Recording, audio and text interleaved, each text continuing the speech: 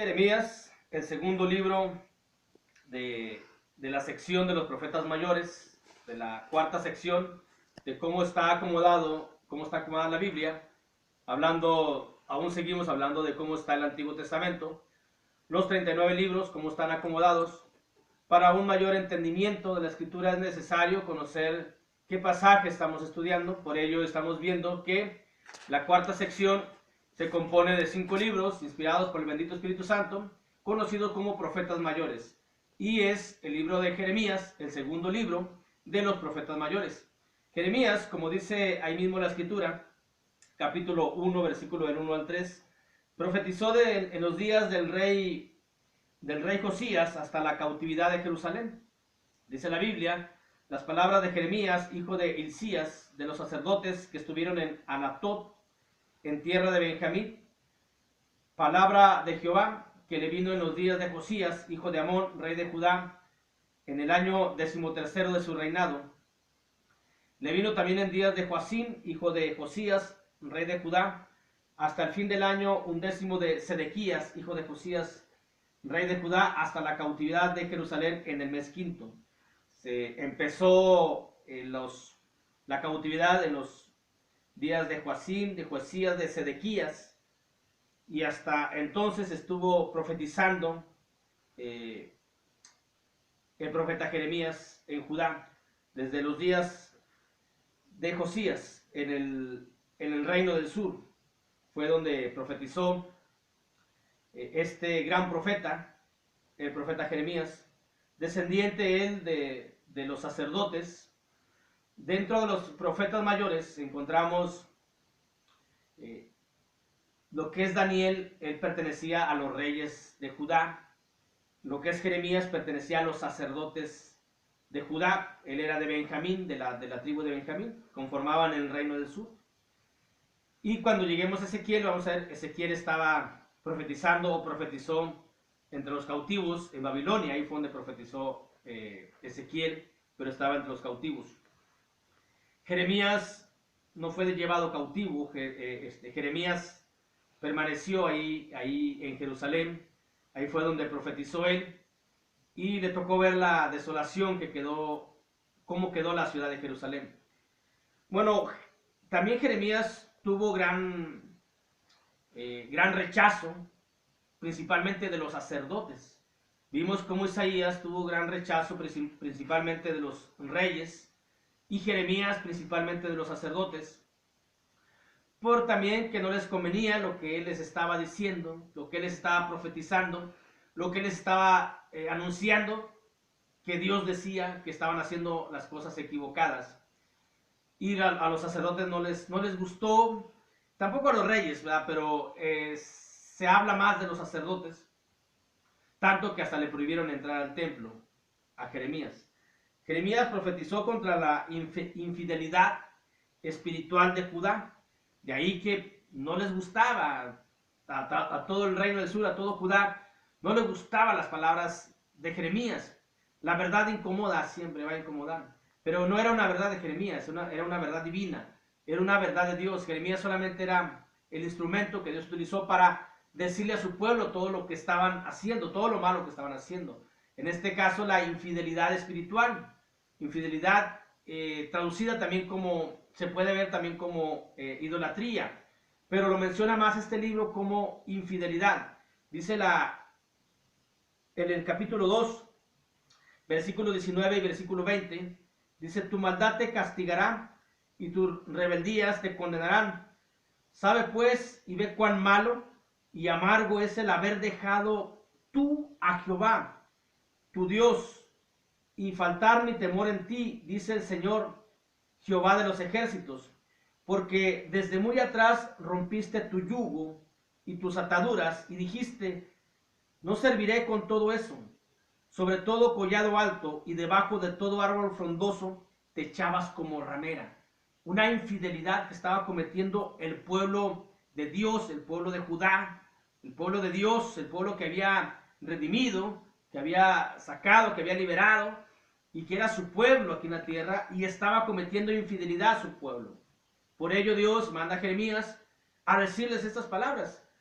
Dios sabe Prácticamente Jeremías le estaba diciendo, Dios sabe lo que están ustedes haciendo. Están adulterando, están cometiendo infidelidad. Dice ahí la Biblia que debajo de todo árbol frondoso, debajo de todo árbol frondoso te echabas como ramera. De ahí viene, de esta expresión, viene la idolatría tan grande que se hace en la llamada Navidad, no religiosa, sino tradicional, de cómo debajo del árbol frondoso está la idolatría. Porque obviamente el árbol de Navidad es un símbolo de la idolatría que se ha venido utilizando desde tiempos antiguos y se sigue utilizando de otra manera, en otro contexto, con otras palabras, con otro tal vez, con otro significado que quieren aplicar, pero el significado profundo, la profundidad de eso es la idolatría que representa el árbol de Navidad, una idolatría, una infidelidad de parte del pueblo de Dios hacia Dios. Aunque obviamente los que hacen eso pues no pertenecen ni siquiera a lo que es el pueblo de Dios. Capítulo 3, versículo del 6 al 10, dice la escritura: me dijo Jehová en días del rey Josías, he visto lo que ha hecho la rebelde Israel. Ella se va sobre todo monte sobre todo monte alto, y debajo de todo árbol frondoso, y allí fornica. Ahí tiene la relación de infidelidad con la idolatría, con los ídolos paganos, una fornicación espiritual. Y dije, después de hacer todo esto, se volverá a mí, pero no se volvió. Y lo vio su hermana, la rebelde Judá. Ella vio que por haber fornicado la rebelde Israel, yo la había despedido y dado carta de repudio. Pero no tuvo temor la rebelde Judá, su hermana, sino que también fue ella y fornicó. Ya había visto Judá lo que le había pasado a Israel, al reino del norte, que fueron llevados cautivos por la idolatría, que fue lo principal que hicieron, la idolatría, el adulterio, la fornicación con los ídolos paganos, cosa abominable para Dios. Y el reino del sur no aprendió en cabeza ajena, no experimentó, no quiso seguir lo que Dios decía y siguió lo mismo que el reino del norte, y también el resultado fue el mismo. Dice el versículo 9, y sucedió que por juzgar ella, cosa liviana su fornicación, la tierra fue contaminada y adulteró con la piedra y con el leño. Con todo esto su hermana la rebelde Judá no se volvió a mí de todo corazón, sino fingidamente, dice Jehová, con toda piedra y con el leño, donde hacían imágenes, y ante esas imágenes se arrodillaban, y le daban gracias y le pedían a un pedazo de tronco, a un pedazo de piedra. Y todavía sigue pasando lo mismo en estos días, de donde supuestamente las personas somos más inteligentes, supuestamente somos más inteligentes. La inteligencia no ha llegado hacia el sentido espiritual, porque se siguen hincando, arrodillando ante imágenes inanimadas, imágenes que no tienen vida, imágenes que solamente son pintura. Sigue siendo lo mismo. Y esta es la profecía contra la infidelidad espiritual de Judá. Dice también el capítulo 7, versículo 30 y 31. Porque los hijos de Judá han hecho lo malo ante mis ojos, dice Jehová. Pusieron sus abominaciones en la casa sobre la cual fue invocado mi nombre, amancillándola. No nada más sobre todo árbol frondoso, en alto collado, fuera de ahí, sino también en el templo, en la casa de Dios, dice aquí la Biblia. Porque los hijos de Jehová han hecho lo malo ante mis ojos, dice Jehová. Pusieron sus abominaciones en la casa sobre la cual fue invocado mi nombre, amancillándola. Es decir, sus abominaciones son las imágenes, son los ídolos que hicieron con el leño, con la pintura, con la piedra, y fueron y las colocaron en el templo de Dios, amancillando con ello el nombre por el cual fue invocado, el nombre grandioso, el nombre glorioso de nuestro Dios, el único Dios vivo y verdadero. Dice el versículo 31, y han edificado los lugares altos de Tofet, que está en el valle del hijo de Hinnom, para quemar al fuego a sus hijos y a sus hijas, cosa que yo no les mandé, ni subió en mi corazón. Todo eso fue lo que profetizó, por mencionar solamente algunos versículos, pero todo eso fue lo que profetizó el profeta Jeremías acerca o contra la infidelidad espiritual de Judá. También profetizó contra aquellos violadores del pacto. Dice el capítulo 11 de Jeremías, capítulo 11, dice, palabra que vino de Jehová a Jeremías diciendo, oíd pues las palabras de este pacto y hablad a todo varón de Judá y a todo morador de Jerusalén. Y le dirás tú, así dijo Jehová, Dios de Israel, maldito el varón que no obedeciere las palabras de este pacto, el cual mandé a vosotros, a vuestros padres, el día que los saqué de la tierra de Egipto, del horno de hierro, diciéndoles, oíd mi voz y cumplid mis palabras conforme a todo lo que os mando, y me seréis por pueblo, y yo seré a vosotros por Dios, para que confirme el juramento que hice a vuestros padres, que les daría la tierra que fluye leche y miel, y como en este día, y respondí y dije, amén, oh Jehová. Y Jehová me dijo, pregona todas esas palabras en las ciudades de Judá y en las calles de Jerusalén, diciendo, oíd las palabras de este pacto y ponedlas por obra, porque solemnemente protesté a vuestros padres el día que los hice subir de la tierra de Egipto, amonestándoles desde temprano y sin cesar hasta el día de hoy, diciendo, oíd mi voz, pero no oyeron, ni inclinaron su oído. Antes se fueron cada uno tras la imaginación de su malvado corazón. Por tanto, traeré sobre ellos todas las palabras de este pacto, el cual mandé que cumpliesen y no lo cumplieron. Contra los violadores del pacto, pacto establecido por Dios y que el pueblo había dicho amén, es decir, estamos de acuerdo. Y contra estos violadores del pacto profetizó también Jeremías. También Jeremías profetizó contra Jerusalén, en general contra lo que hacían las personas que vivían en Jerusalén. Dice el capítulo 2, vino a mí palabra de Jehová diciendo, anda y clama a los oídos de Jerusalén, diciendo, así dice Jehová, me he acordado de ti, de la infidelidad de tu juventud, del amor de tu desposorio, cuando andabas en pos de mí en el desierto, en tierra no sembrada. Santo era Israel a Jehová, primicias de sus nuevos frutos. Todo lo que le devoraban eran culpables, mal venía sobre ellos, dice Jehová. Oíd la palabra de Jehová, casa de Jacob, y todas las familias de la casa de Israel. Así dijo Jehová, ¿qué maldad hallaron en mí vuestros padres, que se alejaron de mí y se fueron tras la vanidad y se hicieron vanos? Y no dijeron, ¿dónde está Jehová que nos hizo subir de la tierra de Egipto, que nos condujo por el desierto, por una tierra desierta y despoblada, por tierra seca y de sombra de muerte, por una tierra por la cual no pasó varón ni allí habitó hombre? Y os introduje en tierra de abundancia para que comiese su fruto y su bien, pero entrasteis y contaminasteis mi tierra, e hiciste abominable mi heredad.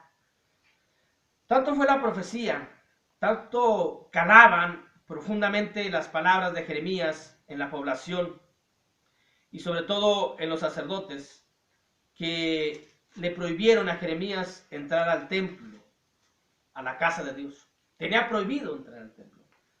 Lamentablemente sigue sucediendo dentro del pueblo de Dios aún, en algunas partes. No se quiere escuchar el mensaje de Dios, el mensaje claro, el mensaje que cambia, el mensaje que motiva hacia la obediencia.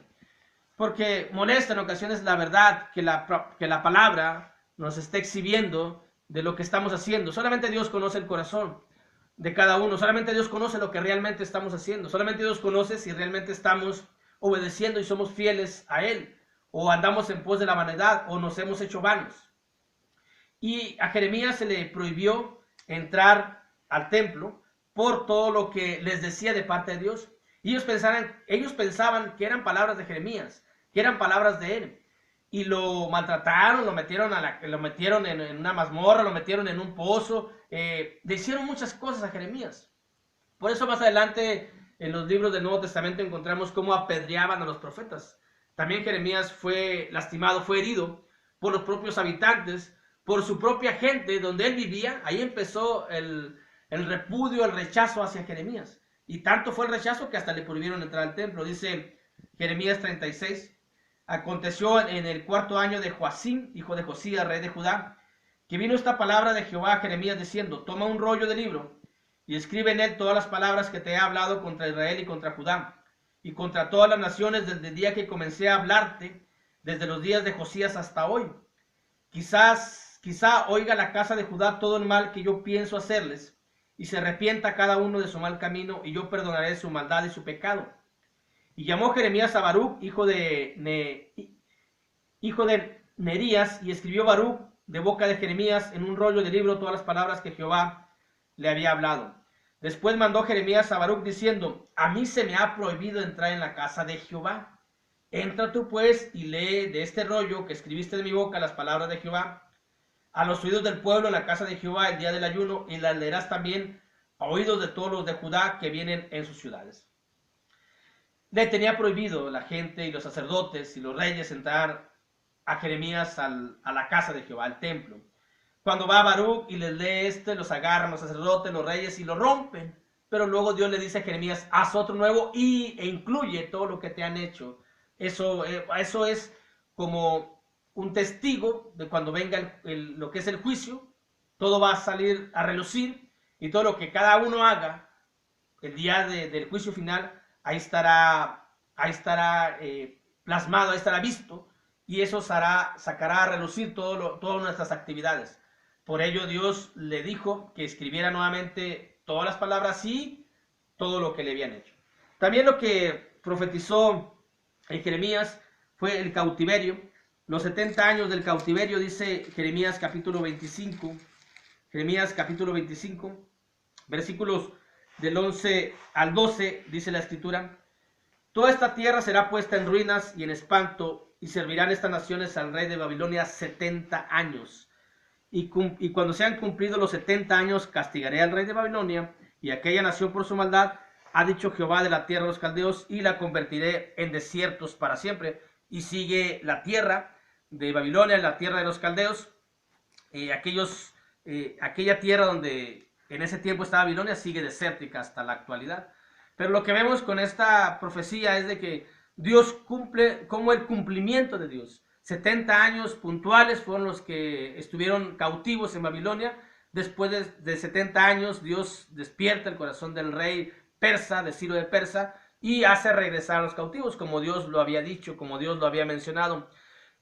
No es que Dios nos utilice, sino que, ¿por qué Dios da esa profecía? Porque Dios ya sabía que en 70 años iba a regresar el pueblo de Dios. No somos títeres. Dios no utiliza a los seres humanos como títeres. Dios nos ha dado la libertad de elegir, de pensar y de decidir qué es lo que queremos hacer. Pero como Dios ya sabe lo que va a pasar, es por eso que Dios da esta profecía de que iban a estar cautivos 70 años. Como esta profecía, encontramos muchas profecías en el libro de Apocalipsis, en las cartas también de Pedro, cuando la tierra va a ser destruida. Entonces eso nos da a entender de que si esto se ha cumplido, todo lo que está escrito en la demás palabra de Dios también será cumplido. De ahí que siempre hacemos el anuncio de que mientras tenga uno vida, tiene una oportunidad de arrepentirse. Como hemos leído, Dios conoce la maldad, Dios conoce el pecado, pero dice: si se vuelven a mí, si se convierten a mí, yo perdonaré su maldad, su pecado, y estarán delante de mi presencia. Pero si no, si perdemos la oportunidad de alcanzar el perdón de Dios, entonces nuestro destino obviamente será un tormento por toda la eternidad. Eso depende de cada quien, eso no depende de Dios, depende de la decisión de cada quien. Dios ahí está, Dios tiene los brazos abiertos, Dios tiene su misericordia para regalarla, Dios tiene su gracia para darla a todo aquel que quiera. Solamente depende del ser humano que quiera acercarse a Dios. Y con este libro de los profetas mayores entendemos la gran misericordia, la gran gracia de Dios, el gran amor que Dios nos tiene, a pesar de que Él ve y Él sabe cuál es nuestra maldad, cuál es nuestro pecado. Así tuvo gran amor, gran paciencia con Judá, solamente que Judá no quisieron, no entendieron, desecharon la profecía, y luego pues vino grandes gracias sobre su vida por no haber obedecido las palabras de Dios. Dios les bendiga.